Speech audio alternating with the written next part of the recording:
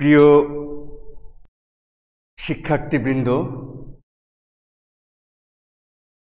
শুভ সকাল। এই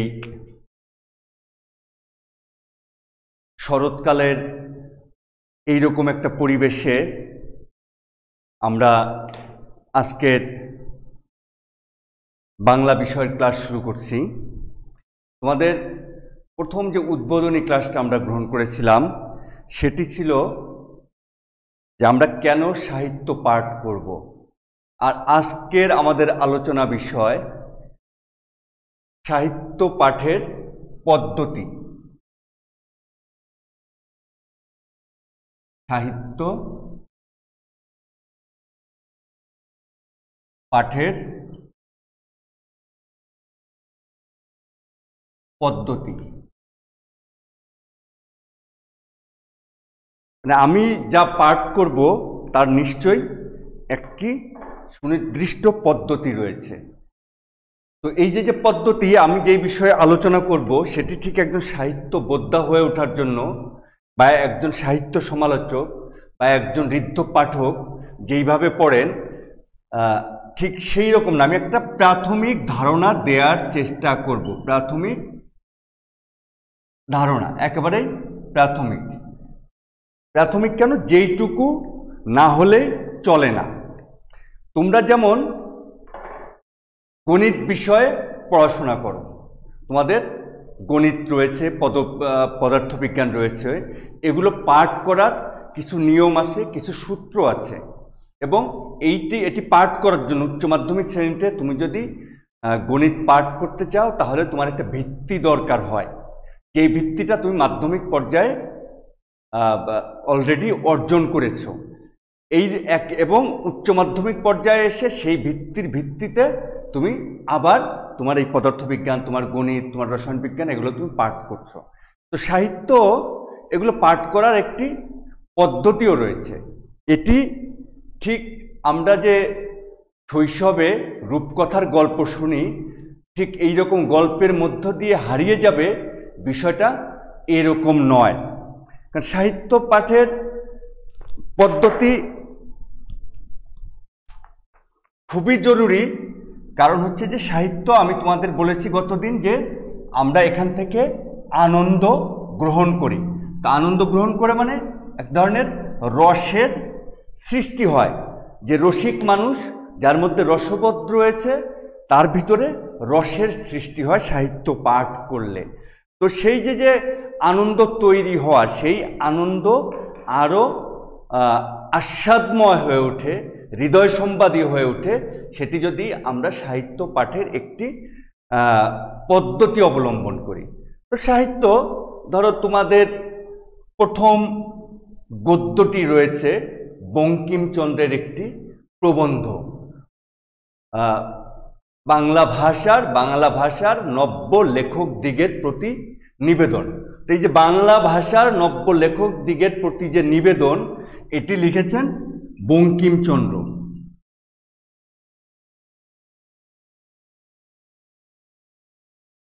বঙ্কিমচন্দ্র এই লেখাটা লিখলেন, আর হচ্ছে তিনি একটা প্রবন্ধ লিখেছেন।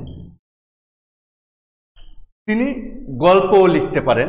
তো এই যে আমরা প্রথমেই যেটি ধরব সাহিত্য পাঠের ক্ষেত্রে, যে আমরা প্রত্যেক মানুষই আমরা একটা স্থান কালের মধ্যে বিরাজমান থাকি একজন পাত্র হিসেবে। মানে আমি একটা স্থান এবং কালের মধ্যে আছি, আমি একটা স্পেসের মধ্যে আছি এবং একটি সময়ের মধ্যে আছি।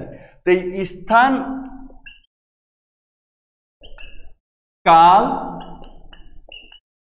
এবং পাত্র, এই যে তিনটি বিষয়, এটা আমরা অহরহ শুনে থাকি। তো এই স্থান কাল পাত্রের বাইরে পৃথিবীর কোনো কিছুই না, সমস্ত কিছু এই স্থান কাল পাত্রের অন্তর্ভুক্ত। তো স্থান কাল পাত্র কিসের ভিত্তিতে? একটা হচ্ছে একটা সমাজের অর্থনীতি,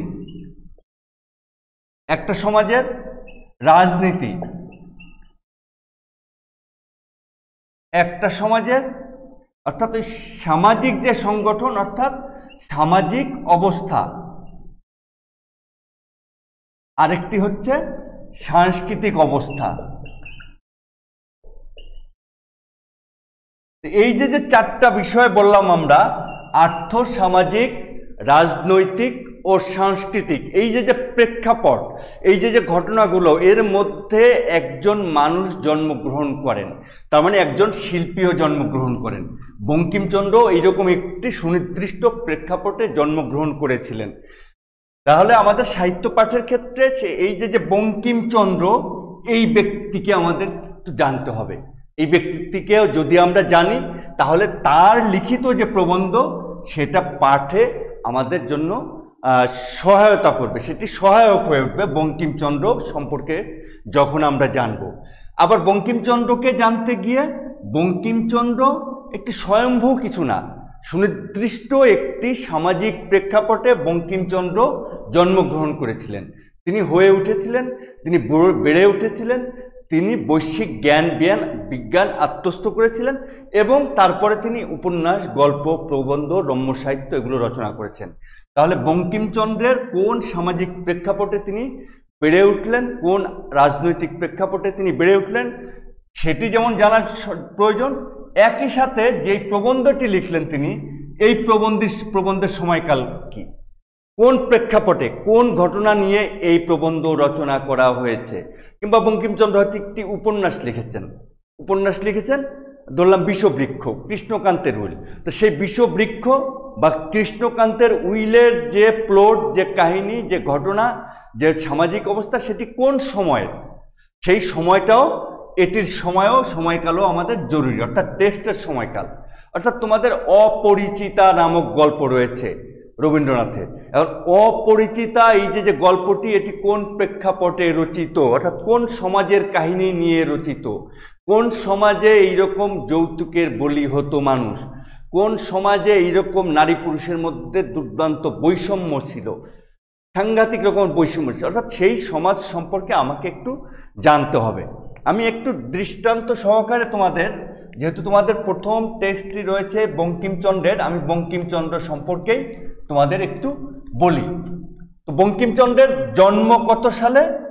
বঙ্কিমচন্দ্রের জন্ম হচ্ছে 1838 সালে, 1838, এবং তিনি মারা যান 1894 সালে।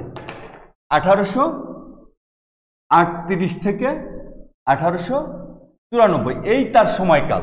তাহলে তিনি কোন সময় এসেছেন? দেখো, ইস্ট ইন্ডিয়া কোম্পানি ভারতবর্ষ দখল করার পরে যখন স্থায়ীভাবে তারা ভারতবর্ষে পাকাপোক্ত অবস্থান নিয়েছেন, হিন্দু কলেজ প্রতিষ্ঠিত হয়েছে, সংস্কৃত কলেজ প্রতিষ্ঠিত হয়েছে, 1818 সালে প্রথম বাংলা পত্রিকা বের হয়েছে।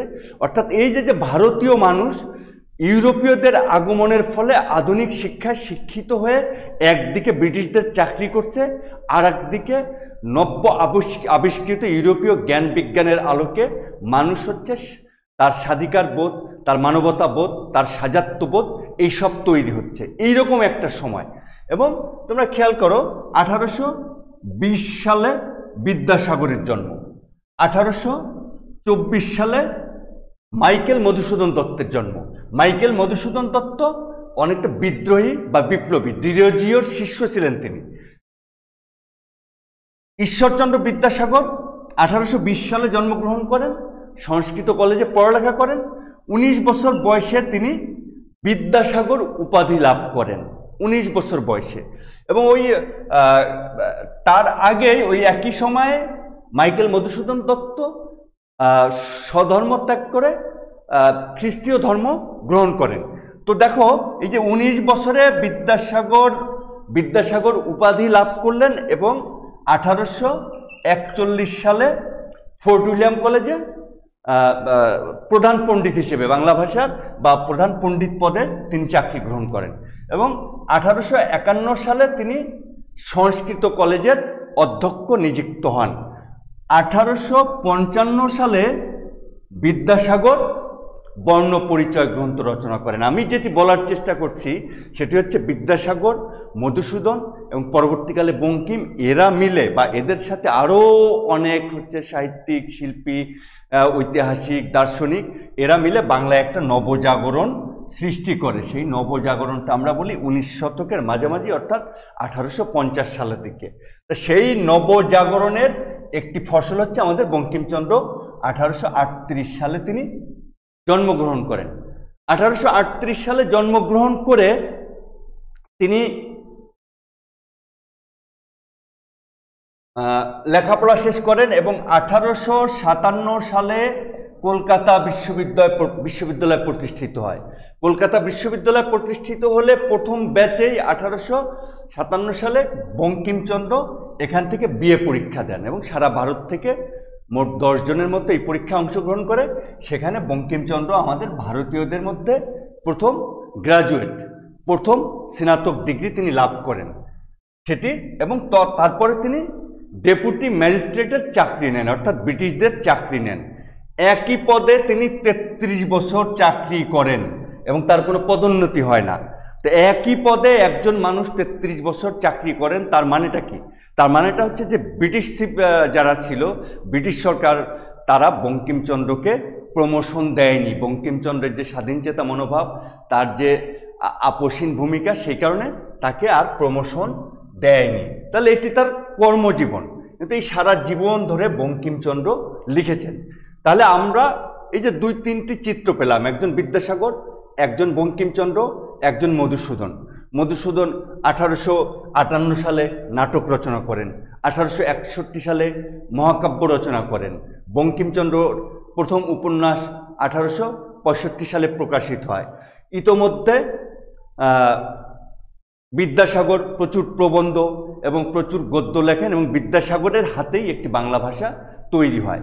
সেই ভাষার মধ্য দিয়ে বঙ্কিমচন্দ্র সাহিত্যিক ভাষা নির্মাণ করেন। তো এই যে সময়টা পেলাম, এই সময়টা আমরা আর কি কি দেখি? 1857 সালে যেমন কলকাতা বিশ্ববিদ্যালয় হয়, একই সাথে 1857 সালে ভারতের প্রথম স্বাধীনতার যুদ্ধ, অর্থাৎ সিপাহী আন্দোলন বা সিপাহী বিদ্রোহের ঘটনা ঘটে। এই একই সময় নীল বিদ্রোহের ঘটনা ঘটে।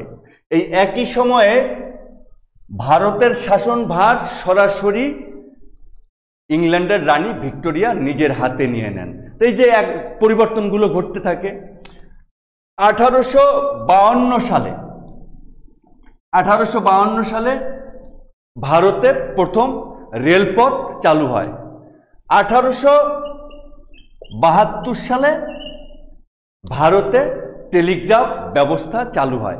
তাহলে এই যে একটা চিত্রের কথা বললাম, তখন কলকাতায় নাটক মঞ্চস্থ হচ্ছে, মানুষ বা আধুনিক শিল্প তৈরি করছে, আধুনিক সাহিত্য তৈরি করছে, দর্শন বিজ্ঞানের দিকে ধাবিত হচ্ছে। আর একদিকে ব্রিটিশ সরকারের তাবেদারি করে একটা শ্রেণী অর্থকড়ি, চাকরি বাকরি, ব্যবসা বাণিজ্য, উকালতি ইত্যাদির মাধ্যমে ক্রমেই তারা ধনী থেকে ধনী হয়ে উঠছে। এবং 1793 যে চিরস্থায়ী বন্দোবস্ত, এই নিয়মের কারণে বিভিন্নজন জমিদারে রূপান্তরিত হচ্ছে। তাহলে আমাদের বিষয় ছিল বঙ্কিমচন্দ্রকে জানবো এবং তার সময়কালকে আমরা জানবো। তাহলে সেই সমাজ কিরকম সমাজ ছিল? সেই সমাজে বিধবাদের বিবাহ নিয়ে বিদ্যাসাগর মহোদয় আন্দোলন করছেন যে বিধবাদের বিবাহ দিতে হবে, এই জন্য তিনি আইন করেন।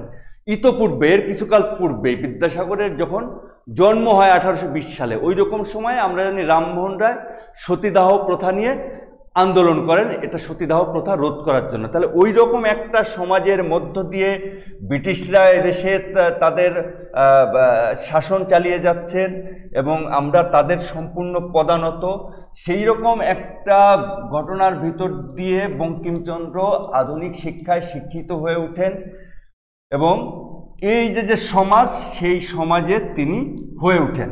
তো এটি হচ্ছে বঙ্কিমচন্দ্রের প্রেক্ষাপট, বঙ্কিমচন্দ্রের হয়ে ওঠার প্রেক্ষাপট।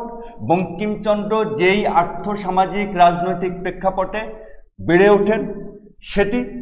তাহলে এই প্রেক্ষাপটটি আমরা যখন যে কোনো একটি গল্প পাঠ করব, তোমাদের গদ্য পাঠ করব, কবিতা পাঠ করব, উপরে দেখবে যে লেখক পরিচিতি দেয়া আছে। এটি দিয়ে রাখার কারণ হচ্ছে এটি যে সেই সময় এবং যিনি স্রষ্টা, অর্থাৎ যেই ব্যক্তি সৃষ্টি করেছেন, অর্থাৎ কবি সাহিত্যিক, তার সম্পর্কে আমাকে জানতে হবে এবং তিনি কোন আর্থসামাজিক রাজনৈতিক প্রেক্ষাপটে হয়ে উঠলেন, এটা আমাদের প্রথমত জানতে হবে। একই সাথে তিনি যা লিখলেন, সেই লেখার যে প্রসঙ্গটা, সেই লেখার যে বিষয়টা, সেই বিষয়টা আবার কোন সময়, কোন সমাজের, কোন আর্থসামাজিক রাজনৈতিক প্রেক্ষাপটে তৈরি হয়েছে সেটা সম্পর্কেও আমাদের ধারণা রাখতে হবে। এই দুইটি ধারণার পরেই আমরা দ্বিতীয় যে বিষয়টিতে নজর দিব সেটি হচ্ছে প্রত্যেক লেখকের এক ধরনের মনন রয়েছে, অর্থাৎ এই যেই আর্থসামাজিক রাজনৈতিক প্রেক্ষাপটে তিনি হয়ে উঠলেন সেখান থেকে তার একটা মন তৈরি হয়েছে, মন থেকে মনন তৈরি হয়েছে, তার একটা বোধ তৈরি হয়েছে, তার একটা দৃষ্টি তৈরি হয়েছে। এর এই যে মনন, বোধ ও দৃষ্টি একজন লেখকের, এটি দিয়ে ওই লেখক যেমন বাস্তব জগতে, দুনিয়াতে বা পৃথিবীতে তিনি নিজে জীবনযাপন করছেন, একই সাথে তিনি যা লিখছেন সেই লেখার মধ্যে এই মনন, এই বোধ, এই দৃষ্টি প্রতিফলিত হচ্ছে, এগুলো সঞ্চারিত হচ্ছে। তাহলে যিনি লিখবেন তার যে বোধ, তার যে দৃষ্টিকোণ, তার যে দর্শন, এর সম্পর্কে আমাদের কিঞ্চিত ধারণা থাকা অবশ্যই দরকার আছে। যেমন ধরো আমাদের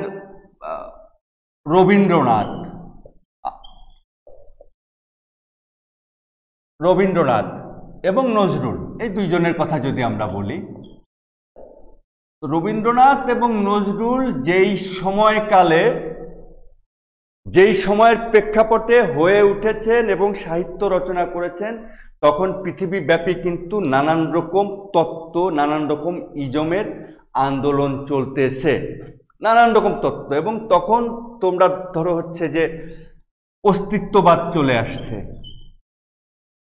অস্তিত্ববাদ, মার্ক্সবাদ চলে আসছে, মার্ক্সবাদ, কিংবা ধরো নজরুলের সময়কালে হচ্ছে যে ইসলামী যে জাগরণ, এইরকম অনেক ব্যাপার ওই সময় ছিল।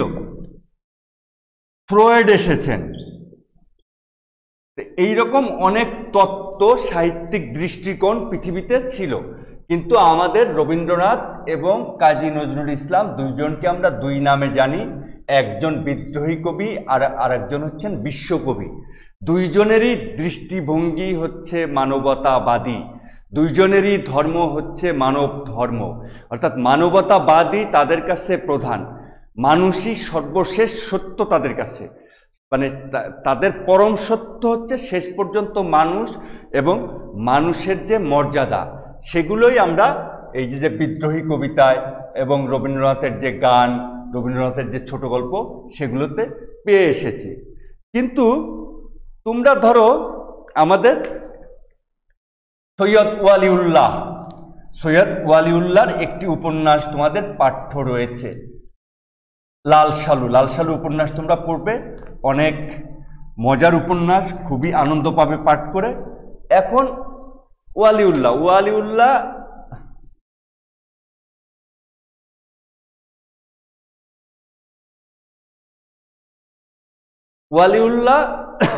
বাংলা সাহিত্যের বিরল লেখকদের একজন, খুব অল্প লিখেছেন তিনি।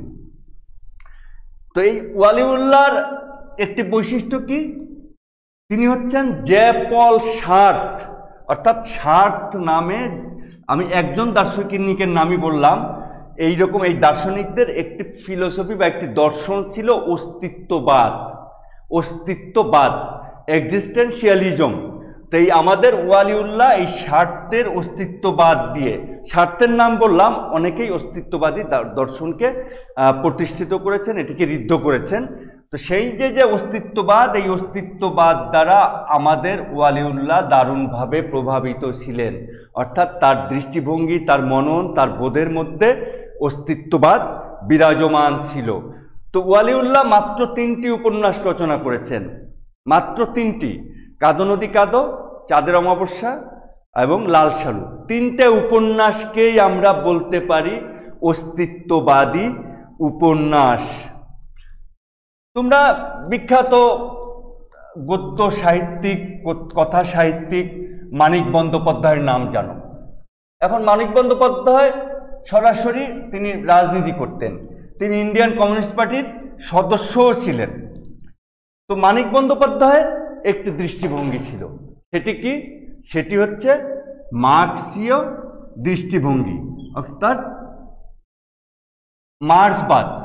মার্ক্সবাদ অর্থাৎ হচ্ছে দ্বন্দ্বমূলক বস্তুবাদ, বা মার্ক্স বা এই যে যেই সব দেশের সমাজতন্ত্র আছে, কার্ল মার্ক্স বা পরবর্তীতে লেনিন, এরা যেই দর্শনটা নিয়ে আসছিলেন, আমরা বিখ্যাত সাহিত্যিককে জানি, গোর্কির মা উপন্যাস, তারা যে তত্ত্বটা নিয়ে আসেন, মানিক বন্দ্যোপাধ্যায় এই তত্ত্ব দ্বারা দারুণভাবে প্রভাবিত হন। তাহলে তার দৃষ্টিভঙ্গি আলাদা। আবার ধরো আমাদের ফররুখ আহমদ, ফররুখ আহমদ তারও একটি সুনির্দিষ্ট দৃষ্টিভঙ্গি ছিল। অর্থাৎ ওই সময় ফররুখ আহমদের হয়ে ওঠার সময়টা যে বাঙালি মুসলমান সহ বিশ্বব্যাপী মুসলমানদের যে এক ধরনের যে সব কিছু হারিয়ে ফেলা, সব কিছু চলে যাওয়া, অর্থাৎ তুর্কি সাম্রাজ্য চলে যাওয়া, ভারতীয় সাম্রাজ্য চলে যাওয়া, এদিকে তুর্কির খলিফাত্ব, এটা নিয়েও সংকট দেখা দেয়া, এই সব মিলে তাদের মধ্যে একটা হাহাকার, একটা হতাশা, সেখান থেকে ইসলামী জাগরণের একটা চেষ্টা তারা করেন, আমরা বলি প্যান ইসলামিক দর্শন। তো ফররুখ আহমেদের কবিতার মধ্যে এইরকম এই যে বাঙালি মুসলমান, তার যে পরিচয়, তার পরিচয় ধর্মের মধ্য দিয়ে খোঁজার চেষ্টা, এইরকম একটা দৃষ্টিভঙ্গি ছিল। তাহলে আমি প্রথমে বলেছিলাম হচ্ছে যে আর্থসামাজিক রাজনৈতিক প্রেক্ষাপট, আমি এটাকে স্থান কাল পাত্র হিসেবেই রাখলাম। স্থান কাল পাত্র, এটা যেমন লেখকের একইভাবে লেখার। দুইয়ে আমি ধরলাম হচ্ছে দৃষ্টিভঙ্গি, কার? লেখকের। আমি এবার 3 নম্বরে চলে আসব, আসল জায়গায় চলে আসব, এটাকে আমি বলবো কল্পনা। অর্থাৎ আমাকে কল্পনা করতে জানতে হবে, আমাকে মনের চোখ দিয়ে সব কিছু দেখা শিখতে হবে, না হলে আমি আদতে সাহিত্যের রস অনুধাবন করতে পারবো না। আমি যেই বর্ণনাটা আমার সামনে দেয়া হচ্ছে সেটিকে আমার কল্পনার চোখে তৈরি করে নিতে হবে। আমি যখন একটি উপন্যাস পড়ছি, সেই উপন্যাসের প্রেক্ষাপট, সেই উপন্যাসে যেই বাড়ির বর্ণনা দেয়া আছে, যেই শহরের বর্ণনা দেয়া আছে, যেই গ্রামের বর্ণনা দেয়া আছে, সেটি আমাকে তৈরি করে নিতে হবে নিজের মনোজগৎ দিয়ে, নিজের পরিচিত অনুষঙ্গ দিয়ে। ধরো তোমাদের খুব পরিচিত একটি উপন্যাসের নাম বলি, হুমায়ুন আহমেদের জ্যোৎস্না ও জননীর গল্প। এই জ্যোৎস্না ও জননীর গল্প যে এই যে বাংলাদেশের মুক্তিযুদ্ধের ইতিহাসের প্রেক্ষাপটে তখনকার বাংলাদেশের যে আর্থসামাজিক, তখনকার যে প্রাকৃতিক পরিবেশ, এই সমস্ত কিছুর মধ্য দিয়েই তো ওটা হয়ে উঠেছে। তো সেই গল্প, সেই ঘটনা, সেই জায়গাগুলো তুমি যখন পাঠ করবে, সেগুলো কি তোমার পরিচিত?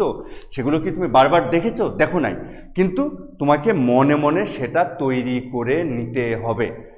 তৈরি করে না নিতে পারলে তুমি আসলে সাহিত্যের আনন্দ পাবে না। সাহিত্য মানে একটার পর একটা ক্যানভাস, একটার পর একটা ছবি, সেই ছবির মধ্যে এক একটি ক্রিয়াশীল মানুষ, সেই ছবির সাথে পরিচিত না হতে পারলে, সেই ছবি তৈরি করতে না পারলে সাহিত্যের আনন্দ পাওয়াটা খুব কষ্ট।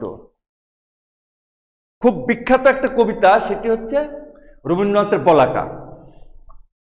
বলাকা কবিতার যে বিবরণ কবি দিয়েছেন সেটি হচ্ছে যে এইরকম একটি পাহাড়ি নদী বা পাহাড়ি নদ, তার পাশে পাহাড়, চারদিকে হচ্ছে ঝাউবন, প্রচুর গাছপালা, সেখানে গোধূলি লগ্নে বা ওইরকম একটা সময়ে খুবই নীরব, পাখির ডাক এবং হচ্ছে ঝর্ণার শব্দ ছাড়া চারদিকে একটা নিস্তব্ধতা, নীরবতা।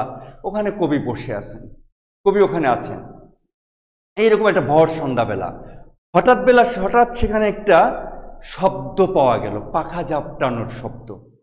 এবং তখন শব্দটা পেয়ে এই যে চারদিকের যে নিস্তব্ধতা, চারদিকের যে এই যে স্থির বা থির অবস্থা, নীরব অবস্থা, এটা ভেঙে খান খান হয়ে গেল। পাখা ঝাপটানোর বাড়ি, পাখা ঝাপটানোর শব্দ, একটি শব্দরেখা। কবি খেয়াল করলেন যে এক ঝাঁক বলাকা আকাশ দিয়ে উড়ে যাচ্ছে, অর্থাৎ এই নদীর আশেপাশে কোথাও তারা ছিল, তারা উড়ে যাচ্ছে। এই যে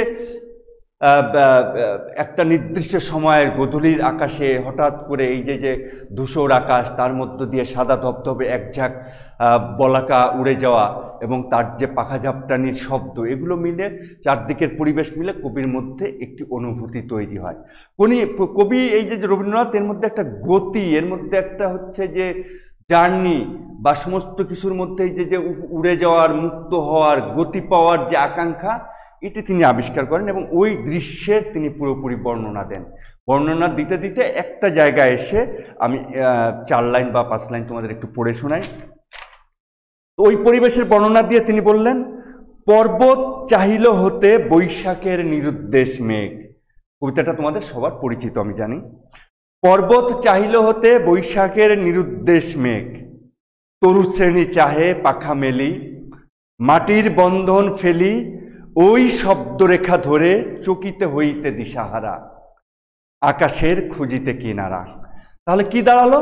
এই যে যে বলাকা উড়ে গেল, পাখা ঝাপটানোর শব্দ, সমস্ত কিছুর মধ্যে রবীন্দ্রনাথ আবিষ্কার করলেন যে সমস্ত কিছুর মধ্যে একটি গতি সঞ্চারিত হয়েছে। তো সেই গতি তিনি কিভাবে দেখলেন? প্রথমেই দেখলেন তিনি পর্বতকে। পর্বত কি? পর্বতের আকাঙ্ক্ষা তৈরি হলো কি?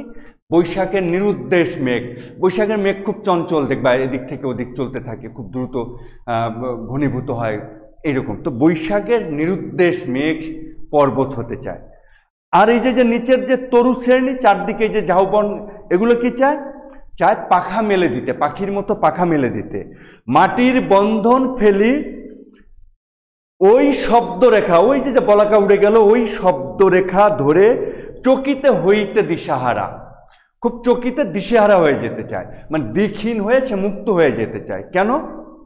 আকাশের কিনারা খুঁজতে চায়, আকাশের সীমান্ত সে খুঁজতে চায়। এই যে ইমেজ, এই যে কল্পনা, এই যে চিত্র, এটা যদি তুমি মনে মনে কল্পনা না করতে পারো, পাহাড়ে যদি পাখা লাগাতে না পারো, তরু শ্রেণী যদি উড়ে যাচ্ছে এরকম কল্পনা করতে যদি না পারো, বা তার যে অন্তরে যে গতির যে আকাঙ্ক্ষা, মুক্তির যে আকাঙ্ক্ষা, চলার যে আকাঙ্ক্ষা, বেগের যে আকাঙ্ক্ষা, এটি যদি তুমি কল্পনা করতে না পারো, তাহলে আনন্দটা পাওয়া যাবে না। আমি একটা চরণ বলি, লাল মোরগের পাখার মতো ওড়ে তাহার শাড়ি।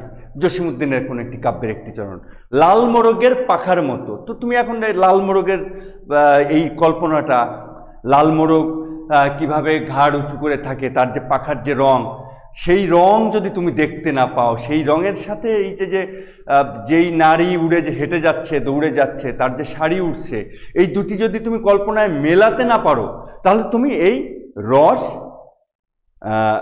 নিতে পারবে না। আমি আরো 2টি চরণ পড়ি। নদীর শরীর ঘেঁষে যেতে যেতে চেয়ে দেখি ওপারে হঠাৎ। নদীর শরীর ঘেঁষে, অর্থাৎ নদীর পাড় দিয়ে একেবারে তীর দিয়ে শরীর ঘেঁষে যাচ্ছে, কেউ একজন যাচ্ছে, যেতে যেতে ওপারে হঠাৎ করে তার চোখে কোনো একটা কিছু পড়ে। কি পড়ে? আলোর গোলক হয়ে উঠলেন দিনের শরীর। দেখো কিরকম একটা জাদু, একটা জাদুর মতো। আলোর গোলক হয়ে উঠলেন দিনের শরীর। দিনের শরীর কি? এই যে আলো, আলো এসেই আসলে আমার এই পৃথিবীতে অবয়ব দিচ্ছে, বস্তু কে দর্শন করা যাচ্ছে, এটাকে তিনি আলোর শরীর, এই যে সূর্যের আলো, এটাকে শারীরিক একটি উপমায়, শারীরিক একটি বিবরণে তিনি নিয়ে গেলেন। তা আলোর গোলক হয়ে উঠলেন দিনের শরীর। তো উঠলেন ধরার সাথে সাথে আমরা বুঝতে পারি এটা সূর্য উঠেছেন। সূর্য কি হিসেবে আসলো? একটি আলো, একটি লাইট, লাইটের একটা গোলক, গোলক হয়ে সে আমার সামনে আসতেছেন। এবং লাইটের গোলক আর গোলক থাকলেন না, সে একসময় কি হয়ে উঠলেন? এই আলোর গোলককে আমরা একসময় দেখি দিনের শরীর হিসেবে আমরা কল্পনা করি। আর একটি ছোট্ট ছড়া, বাচ্চাদের খুব এবং ছোট বড় সবার পছন্দের। সবাই যখন ঘুমিয়ে পড়ে কর্ণফুলীর কুলটায়। সবাই যখন ঘুমিয়ে পড়ে কর্ণফুলীর কুলটায়। তো কর্ণফুলী একটি নদী, নদীর কুল, নদীর তীরবর্তী যে জনপদ, তো সেখানে সবাই ঘুমিয়ে থাকে, অর্থাৎ রাতের বেলা, নিশীথে। এইরকম একটা দৃশ্য আমাদেরকে কল্পনা করে নিতে হবে। কর্ণফুলীর তীর ঘেঁষা যে জনপদ, সেই জনপদ রাত্রিতে ঘুমিয়ে আছে। তখন কি ঘটে? সবাই যখন ঘুমিয়ে পড়ে কর্ণফুলীর কুলটায়, দুধ ভরা ওই চাঁদের বাটি ফেরেশতারা উল্টায়। অর্থাৎ চাঁদনি রাত, জ্যোৎস্না, চারদিকে জ্যোৎস্না, থই থই রূপালী জ্যোৎস্না। তো এটাকে কবি কিভাবে কল্পনা করলেন? যে দুধ ভরা বাটি, দুধ ভরা কিসের বাটি? চাঁদের বাটি। কি করছে? ফেরেশতারা উল্টিয়ে দিয়েছে। তো এর সাথে সাথেই হচ্ছে যে একটি দুধের বাটি, দুধের ভাঁড় থেকে যখন দুধ পড়ে, দুধ পড়লে সেই দুধ পড়ার যে দৃশ্য, যে ঝর্ণার মতো যে পড়তেছে, তার যে আলো, তার যে রং, সেই পড়ার যে পরিবেশ, এই সমগ্রটার সাথে এই যে ফেরেশতারা ধরে দুধের বাটি উল্টিয়ে দিচ্ছে। কিসের? চাঁদের বাটি উল্টায়, চাঁদের বাটি উল্টায়, এবং সেটি কি দুধ ভরা ছিল। তাহলে এই দৃশ্যটা তুমি যদি দেখতে না পারো, যে এই যে সারা পৃথিবী জ্যোৎস্নায় যে আলোকিত হয়েছে, চারদিকে যে রহস্যময় এক পরিবেশ তৈরি হয়েছে, এই তৈরি হওয়ার পিছনে হচ্ছে যে এইরকম একটি ব্যাপার আছে, ফেরেশতারা যেন দুধ ভরা চাঁদের বাটি উল্টে ঢেলে দিচ্ছে পৃথিবীতে। এই দৃশ্য আমাকে কল্পনা করে নিতে হবে। কল্পনা করে না নিতে পারলে আমি কিন্তু বাস্তবে মানে এটার রস আস্বাদ করতে পারবো না, আনন্দ আমরা নিতে পারবো না। খুব বিখ্যাত একটা কবিতা জীবনানন্দ দাশের, আমি তোমাদের একটু দৃষ্টান্ত দিয়ে দিয়ে বোঝানোর চেষ্টা করছি। শুয়েছে ভোরের রোদ ধানের উপরে মাথা পেতে পেতে, এখানেও রোদের প্রসঙ্গ। আগেরটা হচ্ছে রবীন্দ্রনাথের, এখানে হচ্ছে জীবনানন্দের। শুয়েছে ভোরের রোদ ধানের উপরে মাথা পেতে, অর্থাৎ ধান ক্ষেতের উপর মাথা পেতে ভোরের রোদ। তো রোদ শুয়ে থাকে কে? মানুষ শুয়ে থাকে, একটা অবয়ব। এই যে একটি শারীরিক অবয়ব হচ্ছে তৈরি করা হলো রোদের, রোদকে একটি চরিত্র হিসেবে সামনে নিয়ে আসা হলো। রোদ একটা অ্যাক্টিভ ক্যারেক্টার, সে কি করে? ধানের উপরে মাথা রেখে রোদ শুয়ে পড়লো, শুয়ে আছে অলস গেওর মতো এইখানে কার্তিকের খেতে। এই রোদ কখন শুয়েছে? অলস গেও, গেও মানে গ্রামের একজন অলস মানুষ যেমন শুয়ে বসে হেলান দিয়ে সময় কাটায়, ওই রকম ভাবে কার্তিকের খেতে, কার্তিকের অর্থাৎ এই যে কার্তিক মাসে ধান পেকে ওঠে, সেই সময় খেতে এই রোদ এসে অলস ভঙ্গিতে শুয়ে থাকলো। মাঠের ঘাসের গন্ধ বুকে তার, চোখে তার শিশিরের ঘ্রাণ। মাঠের ঘাসের গন্ধ বুকে তার, এই যে মাঠ ভর্তি যে ঘাস আসছে, হেমন্তের শিশির পরে সেই ঘাসের যে গন্ধ, সেই গন্ধ কোথায়? বুকে তার। কার বুকে? রোদের বুকে সেই গন্ধ। তো কল্পনা করো। আর কি? চোখে তার শিশিরের ঘ্রাণ। এই যে রোদ, রোদের যে চোখ, চোখের মধ্যে কি? শিশিরের ঘ্রাণ। শিশিরের কোনো ঘ্রাণ আছে? কিন্তু কল্পনায় কবি ঘ্রাণ তৈরি করে দিচ্ছেন, একটা মোহময় পরিবেশ তৈরি হয়েছে। তাহার আস্বাদ পেয়ে অবসাদে পেকে ওঠে ধান। এই যে রোদ আসলো, এই যে রোদ হেলান দিয়ে ধানের খেতে শুয়ে থাকলো, তার যে বুকে যে ঘাসের ঘ্রাণ, তার চোখে যে শিশিরের গন্ধ, এই সব কারণে কি হলো? যে এইসব কারণে এইসবের আস্বাদ পেয়ে, এইসবের মানে উপভোগ করে কার্তিকের ধান পেকে উঠলো। তো ধান পেকে ওঠার সাথে এর সাথে একটা সম্পর্ক তৈরি করলো। কিংবা অত্যন্ত বিখ্যাত কবিতা বনলতা সেন, আমি ক্লান্ত প্রাণ এক, চারদিকে সমুদ্র সফেন।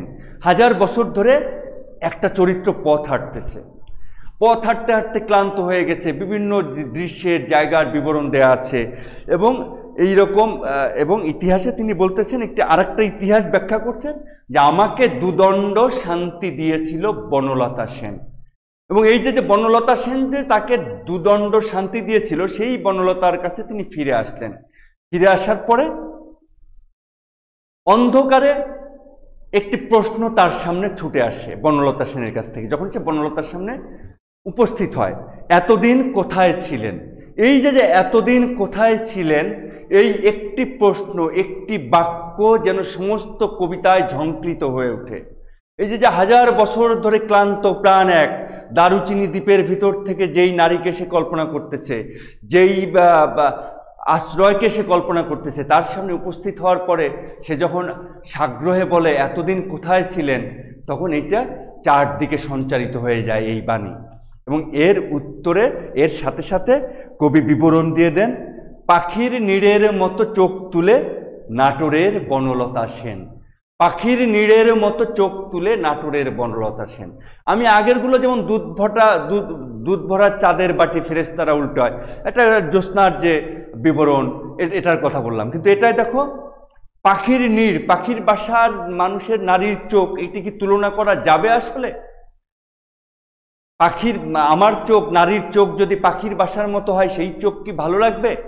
কিন্তু পাখির নীড়ের মতো চোখ তুলে নাটোরের বনলতা সেন, এটি এই যে ধ্বনি এবং শব্দ মিলে এত চমৎকার লেগেছে যে ওই প্রশ্ন আর আমাদের মধ্যে আসে না যে পাখির নীড় এটা চোখ হিসেবে কোনোভাবেই সুন্দর কোনো কিছু না। কিন্তু এটা কখন সুন্দর হয়ে ওঠে? এইটা যখন এই ছবির অন্তরালে গিয়ে আমরা যখন এই যে ভিতরে যে অন্তর্গত তাৎপর্য, সেই তাৎপর্যের মধ্যে যখন আমরা প্রবেশ করব, তখন এটা আমাদের কাছে আরো হচ্ছে যে রসের সৃষ্টি করবে, রসাবেগের সৃষ্টি করবে, আমাদের রসাস্বাদ ঘটবে। সেটি কেমন? এই যে পাখির নীড় কি? সারাদিন পাখি আকাশে ঘুরে ক্লান্ত থাকে এবং শেষে সে তার কুলায়, তার বাসায় ফিরে, তার নীড়ে ফিরে সে আশ্রয় পায়, বিশ্রাম নেয়। এটা তার ফেরার জায়গা, এটা তার শান্তির জায়গা। তো এখানেও এই যে চরিত্রটি বনলতা সেনের কাছে ফিরে এসেছে, সে আসলে ওই নারীর চোখে, পাখির নীড়ের মতো চোখ, ওই চোখে সে আশ্রয় খুঁজেছে, ওখানে সে আশ্রয় পাবে। এই আশ্রয়, এই যে প্রশান্তি তার মধ্যে তৈরি হবে, এই প্রসঙ্গই এখানে চলে এসেছে। যা হোক, আমি ধরো যে কোনো টেক্সট পড়তে গেলে তার একটা নাম থাকে, শিরোনাম থাকে, অর্থাৎ শিরোনাম, অর্থাৎ একটা লেখক একটি নামকরণ করেন। তো নামকরণটা খুব গুরুত্বপূর্ণ বেশিরভাগ ক্ষেত্রে। এই কারণে ওই টেক্সটের নামটা কেন এরকম হলো সেটা তোমাদের একটু জানার দরকার আছে। একটু ধারণা রাখলে দেখবে যে গল্পটা বা প্রবন্ধটি বা কবিতাটি আরো বেশি আনন্দময় হয়ে উঠবে। যেমন ধরো, ওই তোমাদের একটি কবিতা তোমরা মাধ্যমিকে পাঠ করেছো, মে দিনের কবিতা, মে দিনের কবিতা, সুভাষ মুখোপাধ্যায়। এখন মে দিনের কবিতা, এই কবিতার মধ্যেই এই যে মে দিন অর্থাৎ মে ডে অর্থাৎ মে দিবস, মে দিবসের প্রসঙ্গ চলে আসছে। অত্যন্ত চমৎকার একটি কবিতা সুভাষ মুখোপাধ্যায়ের এটি। কিন্তু কেউ যদি এই মে দিবসের ইতিহাসটা না জানা না থাকে, তাহলে সে কি মে দিনের কবিতার আনন্দ পাবে? মে দিনের কবিতায় সে আনন্দ পাবে না। সে যদি না জানে যে 1886 সালে মার্কিন যুক্তরাষ্ট্রের শিকাগো শহরের হে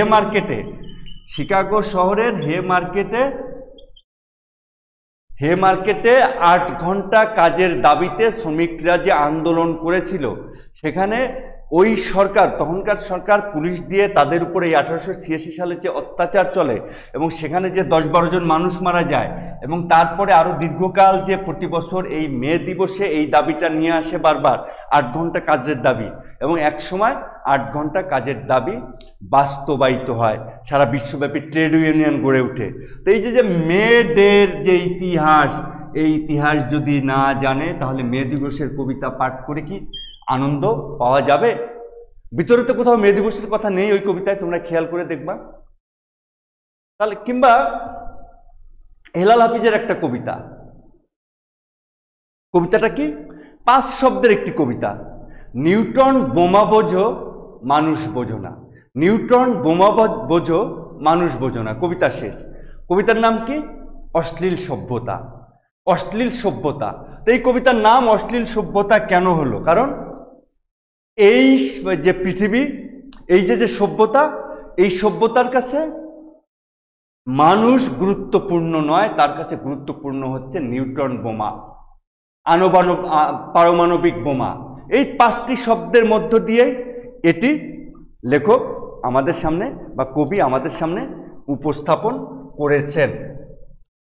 আরেকটি বিষয় তোমাদের আমি বলি, সেটি হচ্ছে যে তোমরা গদ্য পড়তে গিয়ে, অর্থাৎ গল্প পড়তে গিয়ে, বিশেষ করে গল্প এবং উপন্যাস পড়তে গিয়ে তোমরা দেখবে যে এই গল্পগুলো কেউ একজন বলছে, কেউ একজন বিবরণ দিচ্ছে, অর্থাৎ একটি দৃষ্টিকোণ আছে। তো এই দৃষ্টিকোণটা তোমরা খেয়াল রাখবে। অনেক সময় লেখক সরাসরি একটি উত্তম চরিত্র তৈরি করেন, যাকে আমরা ওই উপন্যাসে বা ওই গল্পে চরিত্র হিসেবে পাই না, কিন্তু পিছন থেকে তিনি অনেকটা নেপথ্যে থেকে সমস্ত বিবরণ দিয়ে যান। এটাকে আমরা সর্বজ্ঞ কথা বলি। অনেক সময় কোনো একটি চরিত্র বিবরণ দিয়ে থাকে, তা সেটাও আমরা জানি। তো এই যে বিবরণ দেওয়ার যে ব্যাপারটা, এটা তোমরা একটু খেয়াল রাখবে। তো যাই হোক, এইরকমভাবে তোমরা এবার দেখো তোমাদের মাধ্যমিকে যেগুলো পড়ে আসছো, মাধ্যমিকে তোমরা ঝর্ণার গান পড়েছো। ঝর্ণার গান কার? ঝর্ণার গান হচ্ছে সত্যেন্দ্রনাথ দত্ত, তিনি হচ্ছেন ছন্দের জাদুকর। এই যে ছন্দের জাদুকর, তার যে ছন্দ, অর্থাৎ এই যে ঝর্ণার ধারা প্রবাহিত হওয়ার যে এই যে সুললিত, এই যে লালিত্য, সেই লালিত্য এই কবিতার মধ্যে তিনি ছন্দ দিয়ে এবং শব্দ দিয়ে তৈরি করেছেন, এবং একটা তাল আছে এর মধ্যে, যেন এই যে ঝর্ণা ঝরে পড়ার একটা তাল। তোমরা ভালো করে খেয়াল করে দেখবে। তোমাদের যতীন্দ্রমোহন বাগচির একটি কবিতা আছে, অন্ধবধূ। পায়ের তলায় নরম ঠেকলো কি, আস্তে একটু চলনা ঠাকুরজি জি, ওমা এ যে ঝরা বকুল। এটা বলেই এই যে বসন্ত শেষ হয়ে গেছে, ঝরা বকুল, আমের মুকুল, চারদিকের যে পরিবেশ, সেই প্রকৃতির একটা বিবরণ আছে। ওই বিবরণের ভিতরে তোমাকে প্রবেশ করতে হবে। পল্লী জননী জসীমউদ্দিনের এই যে এর মধ্যে যে গ্রামীণ যে পরিবেশ, সেই পরিবেশ, এবং এই যে একটি বাচ্চা অসুস্থ হয়ে যাওয়া, এই যে ওই মানে ওই বাস্তবতা, অর্থাৎ একটি গল্পে, একটি কবিতায়, একটি উপন্যাসে একটা বাস্তবতা আছে। তোমাকে কল্পনার চোখ দিয়ে, ষষ্ঠ ইন্দ্রিয় দিয়ে ওই বাস্তবতায় প্রবেশ করতে হবে। তোমাকে পাওয়ার জন্য হে স্বাধীনতা, এখানে ছোট ছোট লাইন আছে, সকিনা বিবির কপাল ভাঙলো। এই যে সকিনা বিবির কপাল ভাঙলো, এটা যেন সত্যি চৌচির হয়ে বাসনের মতো কোনো কিছু ভেঙে যাচ্ছে। কিংবা হরিদাসীর স্মৃতির সিঁদুর মুছে যাওয়া। কিংবা ধরো সে বিখ্যাত কবিতাটা, বাসী কবিতা রবীন্দ্রনাথের, যে হরিপদ কেরানি একটি কন্যা দেখেছিল একবার বিয়ে করার জন্য, কিন্তু সেখান থেকে সে পালিয়ে আসে। কলকাতার একটি হচ্ছে যে ভাঙাচোরা বস্তির মতো একটা জায়গায় থাকে, বাসাতে বসবাস করে কয়জন? 2 জন, সে আর টিকটিকি। ভাড়া এক, দুইজনের একই ভাড়ায় থাকে, কিন্তু পার্থক্য কি? টিকটিকির বাড়ি ভাড়া লাগে না, তার বাড়ি ভাড়া লাগে। ওখানে যে গলির বিবরণ কত, তো ওই বাস্তবতার মধ্যে তোমাকে প্রবেশ করতে হবে, এবং ওই বাস্তবতার মধ্যে বারবার হরিপদ কেরানির সাথে কাছে একটা ইমেজ ঘুরে ফিরে আসে, পরনে ঢাকাই শাড়ি, কপালে সিঁদুর, এই যে একটা ছবি বারবার ঘুরে ফিরে আসে। তো এই ছবিটা তোমাকে আসলে দেখতে হবে। তোমরা মাধ্যমিকে যে পড়েছো নিম গাছ, বনফুলের বা বলাইচাঁদ মুখোপাধ্যায় খুব চমৎকার গল্প, কি সুন্দর করে বিবরণ দিয়েছেন একজন, মানে নিম গাছের একটা বিবরণ দিলেন, নিম গাছ কী কী কাজে লাগে, নিম গাছ কোন পরিবেশে আসে, শেষে ডাল ছিঁড়ে, পাতা ছিঁড়ে, শেষে একজন মানুষ এসে মুগ্ধ চোখে নিম গাছের দিকে তাকিয়ে আছে। সে পাতাও ছিঁড়ে না, সে ডালও ভাঙে না, সে কবিরাজির চিকিৎসার কথাও ভাবে না, সে নিম গাছের সৌন্দর্যে মুগ্ধ হয়ে দেখতে থাকে, এবং নিম গাছটার ইচ্ছা করে কবির সাথে চলে যেতে, কিন্তু নিম গাছটা শিকড় দিয়ে মাটির সাথে বাঁধা। এই যে মুক্তি এবং বন্ধন, এবং মুক্তি এবং বন্ধনের যে একটি সমন্বয়, এই যে একদিকে কবির দৃষ্টি, একদিকে কবিরাজের দৃষ্টি, এগুলো আমাদের ভিতরে নাড়া দেয়, আলোড়ন তৈরি করে। শুভা গল্প, তারপরে আমাটির বেপু, এইখানকার যে প্রকৃতি আছে, সেই প্রকৃতির মধ্যে প্রবেশ করতে হবে। মানুষ মোহাম্মদে উম্মে মাবুদ, তোমরা যেটা পড়ে আসছো, মহানবীর যে রূপের যে বর্ণনা দেন, কি দুর্দান্ত! তো ওই রূপ তো তোমাকে চোখ দিয়ে দেখতে হবে। সৈয়দ মুস্তফা আলীর যে প্রবাস বন্ধু যে ভ্রমণ কাহিনী, সেই ভ্রমণ কাহিনীর যে মুস্তফা আলী খ্যাত যে নরদানব আব্দুর রহমানের যে শারীরিক বিবরণ, যে একটা হচ্ছে যে চীনেমাটির ডাবরের মধ্যে 2টি বড় বড় পান্তুয়া রেখে দিলে ডাবরের মধ্যে যেমন ভাসে, তো আব্দুর রহমানের চোখ দুটো ওইরকম ভাসে সবসময়, ডাবরের ভিতরে পান্তুয়ার কথা মনে পড়ে। এটা তোমাকে দেখতে হবে। তার হাতের আঙ্গুলগুলোকে কলার কাদির মতো মনে হয়। এই যে আব্দুর রহমান কাবুল শহরের আশপাশ, এবং বিশেষ করে পানশির উত্তর আফগানিস্তানে, অর্থাৎ আব্দুর রহমানের বাড়ি যেখানে, সেখানকার যে প্রচণ্ড বরফ পড়ে, সেই বরফের ঝড় হয়, বরফের বৃষ্টি হয়, বরফের মধ্যে মানুষের যে স্ট্রাগল, তো এবং সেখানকার যে পরিবেশ পরিস্থিতি, বরফের মধ্যে এই যে কি দুর্দান্ত এক পরিবেশের বিবরণ, এই ছোট্ট একটা ভ্রমণ কাহিনীর মধ্যে রয়েছে। এটা যতই তুমি কল্পনার চোখে ওখানে যেতে পারবে ততই তুমি পুলক বোধ করবে, আনন্দ বোধ করবে। তাহলেই তুমি সাহিত্যের প্রকৃত রস উপলব্ধি করতে পারবে। তাহলে এইভাবে তোমরা প্রত্যেকটা টেক্সট পড়ার চেষ্টা করবে, একটু হচ্ছে ধারণা রাখবে লেখক সম্পর্কে, কবি সম্পর্কে। তারপরে কোনো কিছু যখন তুমি পড়ছো সেটা কল্পনার চোখে ওই বাস্তবতার মধ্যে তুমি প্রবেশ করার চেষ্টা করবে। কোনো বিশেষ অনুষঙ্গ যদি থাকে সেই অনুষঙ্গ সম্পর্কে তুমি একটু জেনে নিবে। হ্যাঁ, একটু জেনে না নিলে তা তুমি ওইটার সাথে পরিচিত হতে পারবে না। যেমন ধরো রাত্রি নামক এক রাত্রি নামক যে বিখ্যাত গল্প রবীন্দ্রনাথের, সেখানে মাতছিনি গারিবল্ডি দুইটা শব্দ আছে। আর মাতছিনি গারিবল্ডি এই দুইজন ব্যক্তি কে এটা যদি তুমি না জানো তাহলে তুমি ওই গল্পের ওই জায়গাটার মজাটা তুমি পাবে না। এই কারণে এই সব বিষয় তোমাদের একটু জানার দরকার আছে।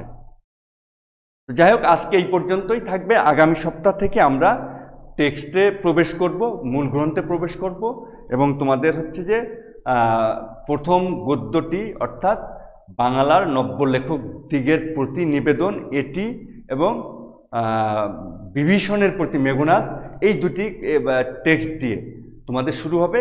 এই দুটি তোমরা একটু পাঠ করে রাখবে, বাজারে বই পাওয়া যাচ্ছে। সবাই ভালো থেকো, পরবর্তী ক্লাসে দেখা হবে।